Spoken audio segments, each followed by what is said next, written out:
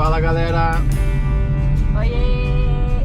O vídeo de hoje, finalmente vamos falar sobre a Guerra do Contestado, que fazia tempo que eu estava prometendo. Essa é uma guerra que foi muito similar à Guerra de Canudos, só que infelizmente pouca gente conhece. Quem não é da região provavelmente nunca ouviu falar ou ouviu falar por cima. Mas antes de falar da guerra, vamos mostrar um negócio legal aqui.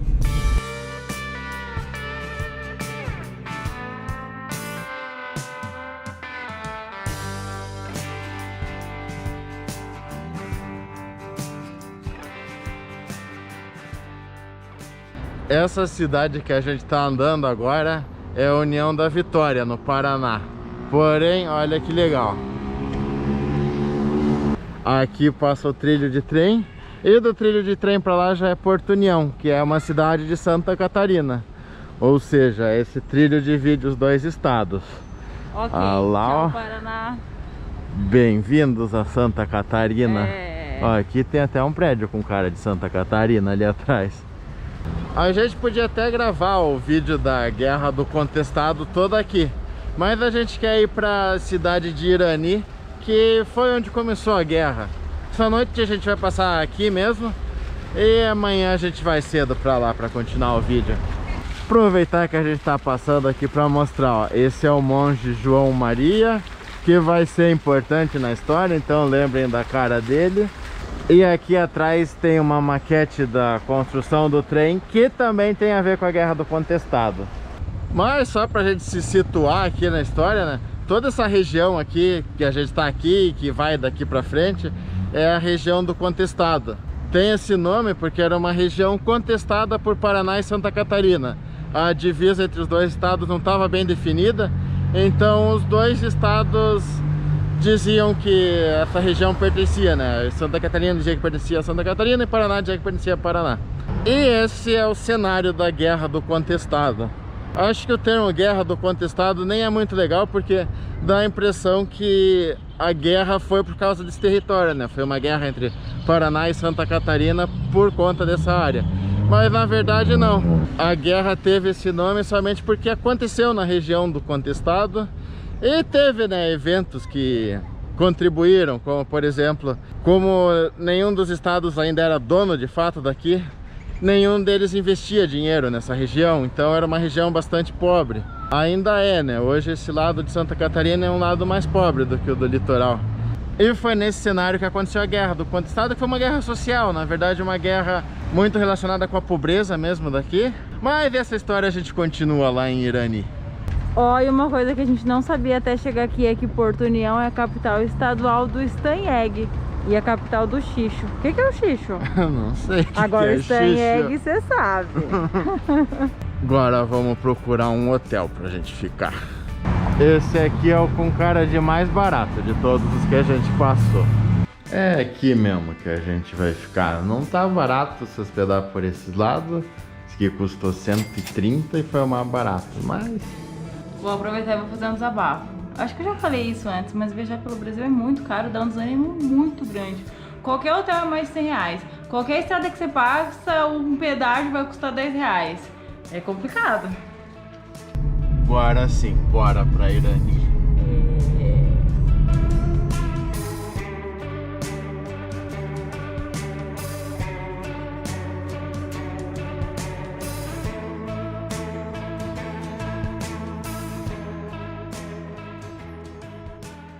E chegamos, galera. Irani é uma típica cidade do interior de Santa Catarina. Ó, aqui é a prefeitura. Logo ali na frente acaba a cidade. Logo lá atrás já acaba também. Não tem assim nenhum lugar específico para mostrar. Tem o Museu do Contestado que a gente vai lá daqui a pouco.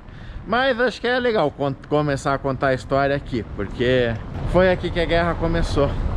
Então, para entender o que aconteceu nessa região, vamos voltar aí para a época logo depois da proclamação da República, que foi quando? 1889. Nessa época vivia nessa região uma galerinha pobre, assim, que chegou aqui, alguns como imigrantes foram entrando no estado, outros chegaram que foram para a Guerra do Paraguai e acabaram ficando por aqui. outros da Guerra da Farroupilha, né, da Revolução da Farroupilha. Posteriormente começou a chegar uma galerinha também que participou da Revolução Federalista, que a gente falou dela no vídeo da Lapa. Aí foram montando suas casinhas, suas pequenas propriedades, foram plantando e sobrevivendo do jeito que dava. E aí, com a proclamação da República, os coronéis da região foram ganhando poder, né? Então foi aumentando o coronelismo por aqui. E aí, em 1900, o governo brasileiro resolveu construir uma estrada de ferro ligando São Paulo ao Rio Grande do Sul. E essa estrada de ferro passava aqui, na região do Contestado. E ele contratou o americano Percival Farquhar para tocar essa obra. Se você já viu nossos vídeos em Rondônia, já ouviu falar desse cara, porque ele também era dono da ferrovia que tinha lá, Madeira Mamoré. E você vai ouvir falar muito dele nos próximos vídeos, porque ele era um dos donos do Brasil na época.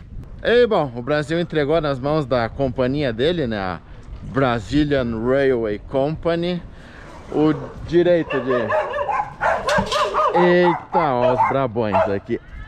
Então, continuando, a Brazilian Railway Company ficou encarregada de fazer essa ferrovia e o governo brasileiro ainda disse que ia dar pro Percival todo o direito às terras a 15 quilômetros de cada lado da ferrovia. Ou seja, o cara ia ser dono de uma faixa de terra, uma serpente que corta toda essa região aqui de 30 quilômetros de extensão. Era terra pra caramba. E aí nessas terras ele iria explorar com a companhia Lumber, que era dele também, a madeira, principalmente as araucárias da região. Essa ferrovia, inclusive, ela foi construída tudo torta, né? Tudo zigue-zagueando. Aí dizem as más línguas que o cara fez assim pra ter mais área para ele explorar e também para cobrar mais caro pela construção da ferrovia, né? O problema disso, quer dizer, outro problema, né, além do fato do governo brasileiro dar para o capital estrangeiro um território enorme brasileiro, é que nessa região viviam essas pessoas, esse povo aí, os sertanejos, né, viviam aqui com as suas propriedades e foram expulsos. Chegou a companhia de trem, o Percival, junto com a ajuda dos coronéis e de pistoleiros que ele contratava, expulsou a galera daqui, falou: essas terras são minhas, vazem. E essa galerinha ficou vagando por aí. Para piorar a situação, a construção da ferrovia exigiu muita mão de obra, então ele trouxe gente para cá para trabalhar. E aí, quando as obras foram finalizadas, ele falou: então galera, é isso, vazem. Essa galera ganhava muito pouco dinheiro, trabalhava quase numa escravidão, né, em troca de um dinheiro que dava só para pagar a comida, e olhe lá. E aí, ferrovia pronta, pouca gente tinha conseguido acumular dinheiro e o cara não deu nem carona pra ele de volta, nem levou, nem dá o trem pro cara voltar, ele deu. Então muitos dos trabalhadores acabaram ficando nessa região também, sem muito o que fazer, perdidos por aí. E nesse cenário surgiu aqui na região um monge, um messias, um enviado de Deus, chamado José Maria. Na verdade esse não era o nome dele, né? Só que ele adotou esse nome porque ele se dizia a reencarnação do João Maria, que era um outro monge que era conhecido aqui. E esse cara foi ganhando seguidores na região. Esse povo que ficou sem terra, sem casa, sem nada, começou a seguir ele, porque ele falava sobre uma nova monarquia divina, uma nova ordem, falava que os pobres que viviam aqui iam ter seus direitos validados, falava também de guerras, né, guerras divinas. E ele também era um curandeiro. E ele era um curandeiro que entendia das coisas, ele estudava as plantas, então os remédios que ele receitava não eram puramente sagrados, tinham realmente embasamento científico. Ele receitava as plantas que tinham propriedades curativas, então quando levavam um doente para ele, às vezes o cara realmente curava com as plantas que ele dava. Então o cara foi ganhando fama. Pausa na história para poder mostrar para vocês um pouco da cidade, ó. A gente andou lá para cima, a gente tá indo ali agora no laguinho.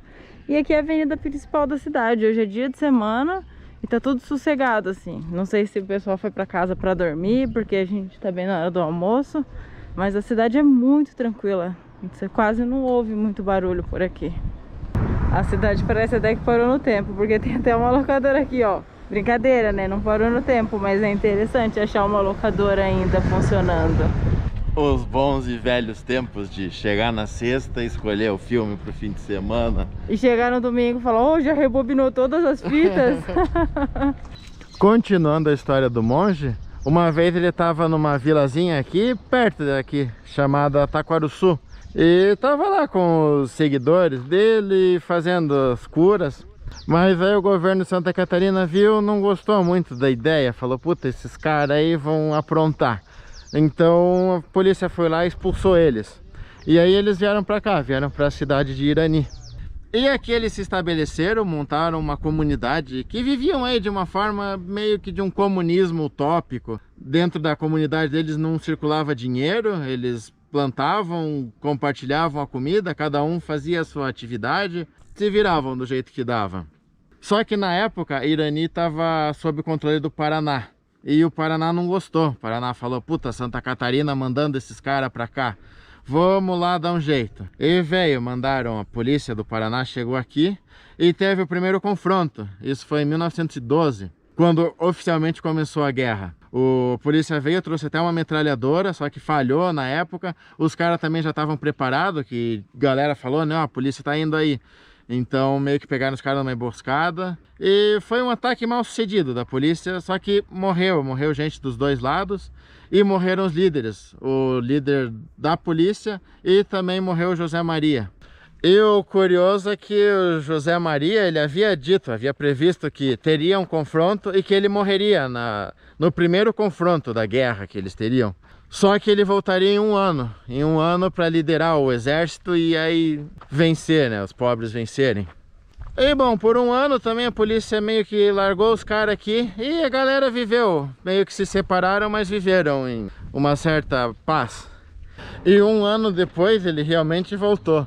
É curioso que a galera até enterrou ele só com umas tábuas assim para facilitar a volta dele, mas ele não voltou no corpo dele, não. Segundo a crença da galerinha aqui, ele voltou por intermédio de uma menina de 11 anos chamada Teodora, que recebia as instruções dele e repassava. Aí falou para a população que a galera aqui tinha que se reunir novamente para a Guerra Santa. E foram sob o comando dessa menina de 11 anos, que ficou conhecida como a Joana d'Arc do Sertão. O povo foi se reunindo de novo, foi ganhando mais adeptos e foram montando cidades santas pelo caminho. Várias cidades igual a que ele queria, né? Onde todo mundo trabalhava junto. E assim o movimento foi crescendo bastante, foi se espalhando por toda essa região do Contestado. Aqui, ó, que bacana, tem até uma representação, ó, de um soldado do exército caboclo. E essa bandeira aqui é da monarquia divina, que eles acreditavam que ia chegar. E aqui tem uma representando o soldado do Brasil, né? Que era contra eles. Os governantes aqui não gostavam de ver essa galera, né?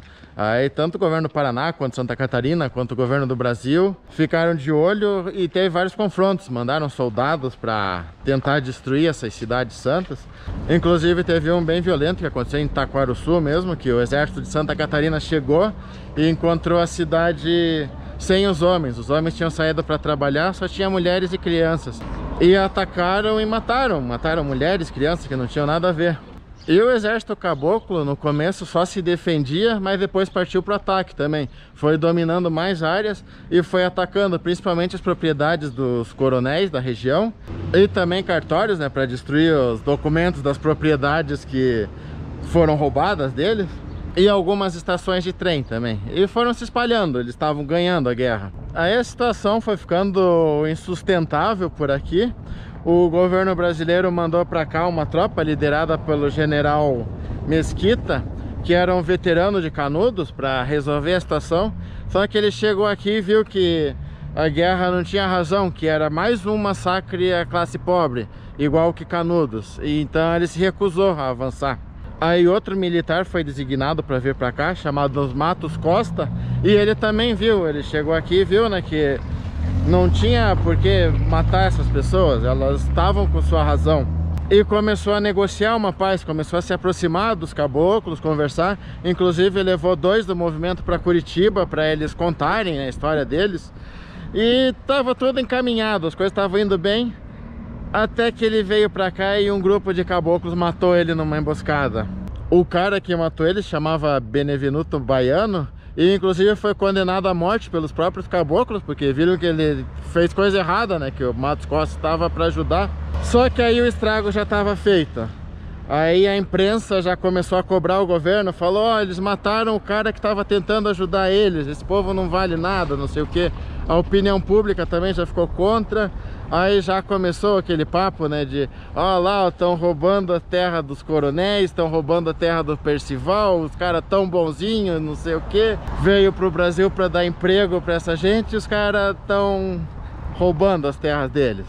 Aí o Brasil designou um cara chamado Setembrino, um general Setembrino, colocou à sua disposição acho que 6.000 homens do exército para vir aqui resolver de vez essa questão. Aí ele adotou a famosa técnica do cerco, né? Foi cercando os povoados dessas pessoas para eles não terem recurso, irem morrendo de fome, de doença, e assim o exército caboclo foi se enfraquecendo. Inclusive nessa ocasião o exército brasileiro usou aviões pela primeira vez numa guerra. O avião não tinha a intenção de atacar, né? Era mais para sobrevoar e visualizar a região. E um desses aviões caiu. E aí nasceu o primeiro mártir da aviação brasileira, que é o Kirk. Inclusive no local que o avião caiu tem um memorial para ele. A gente foi até lá mostrar quando a gente estava vindo para cá. Deu um trabalho, que era uma estrada de terra, mas tá aí as imagens para vocês verem. Aí nessa época os caboclos também estavam passando por maus bocados, porque quem assumiu o movimento deles foi um cara chamado Adeodato. E esse cara era de uma crueldade insana, assim, ele matava qualquer um que contrariasse ele, condenava à morte qualquer um que quisesse se entregar, se render. Nessa época mesmo, né, muitos conseguiram fugir dele e se entregaram pro exército, alguns se venderam pro exército e começaram a ajudar o exército a andar nessa região, que essa era uma das vantagens dos caboclos aqui, que eles conheciam bem a região e os soldados não, né. Aí foi fechando o cerco, muita gente morrendo, muita gente desertando, até que oficialmente a guerra acabou quando Deodato morreu, em 1916. E assim acabou tudo. Até dizem que o movimento dos caboclos começou com um líder santo e terminou com o próprio diabo liderando. Aí outra estátua. Essa não tem descrição, mas provavelmente é a do monge José Maria. Será que ele estava tomando um chimarrão? Vamos lá agora pro cemitério e pro museu do contestado que tem na cidade. É na saída ali, tem que pegar a estrada, então a gente vai de carro. Aqui no caminho tem um monumento, ó, berço do contestado e duas mãos segurando uma cruz. Para os caboclos foi uma guerra santa. E o cemitério já é logo ali. Aqui no caminho também achamos ó, o trem do Percival, antiga Maria Fumaça. Bem legal, a gente vai andando, vai achando as coisas.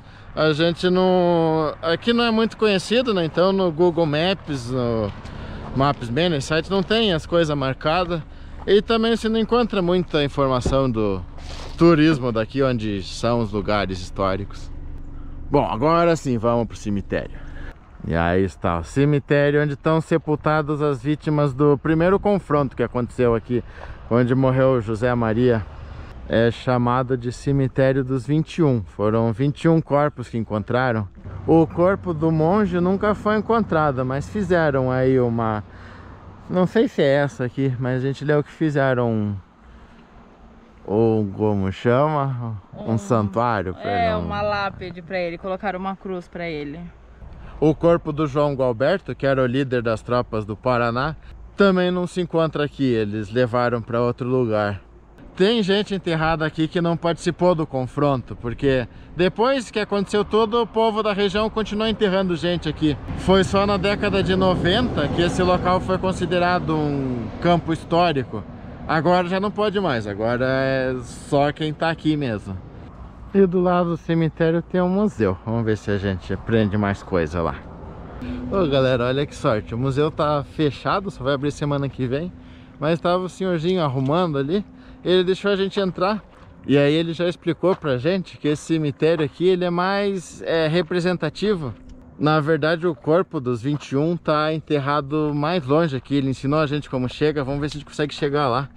E disse que lá tá o corpo do monge também.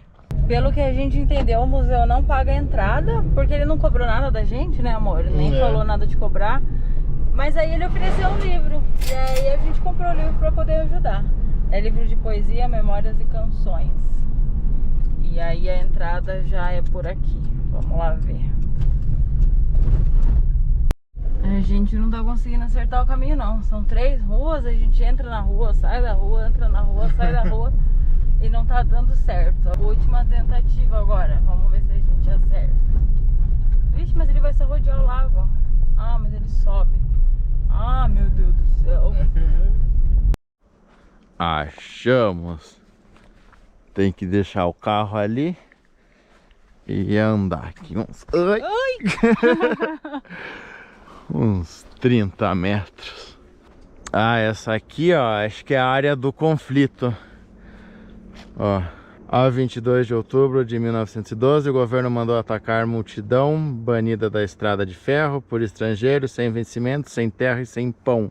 É a história do primeiro conflito ainda, aquele lá quando começou que o monge morreu, foi aqui. Como será que os caras fizeram, né, pra entrar com a metralhadora aqui? Pois é. Os carinhas deviam estar tudo de tocaia atrás das árvores. No campo de batalha, a tropa em fuga deixou metralhadora, 40 fuzis e milhares de cartuchos. Então, aqui está o monge. Ao monge cova rasa, funeral ao coronel, caboclos e soldados numa vala como lixo a granel. É por isso que diz que lá em cima no cemitério não tá o corpo do monge, né? Porque provavelmente ele tá aqui e o carinha que fez todas as pesquisas só copiou de algum lugar e não colocou a informação exata lá de onde a gente pesquisou. É, essa que é a importância de conversar com o povo local. Uma pena que nos tempos pandêmicos a gente não tá tendo muita oportunidade de fazer isso. Mas o senhorzinho lá caiu do céu ali pra gente. O senhorzinho até falou que a mãe dele e os avós estão enterrados naquele cemitério, né? Mas uma informação legal que ele contou é que teve um senhor que foi enterrado recentemente, depois da década de 90, conseguiu uma autorização especial para ser enterrado ali, porque ele era um veterano dessa guerra, ele participou do conflito e sobreviveu. Então ele merecia, né, o direito de ser enterrado num local histórico. Agora tá difícil encontrar o cemitério verdadeiro. Achamos a vala da galera. Tem uma cruz e acredita que os corpos estejam aqui. A vala dos 21, há um século que dó. Quem morreu como bandido ressuscita como herói. Diz que aqui foram enterradas 20 pessoas gerais, assim, caboclos, ou as pessoas que vieram a mando do governo. E o general, como era o nome dele? João Goberto? É, só que diz que ele ficou 3 dias só aqui, tiraram ele daqui e levaram ele pra Curitiba, e ele tá enterrado em Curitiba. Estima-se que morreram aí no total da guerra cerca de 10 a 15 mil pessoas.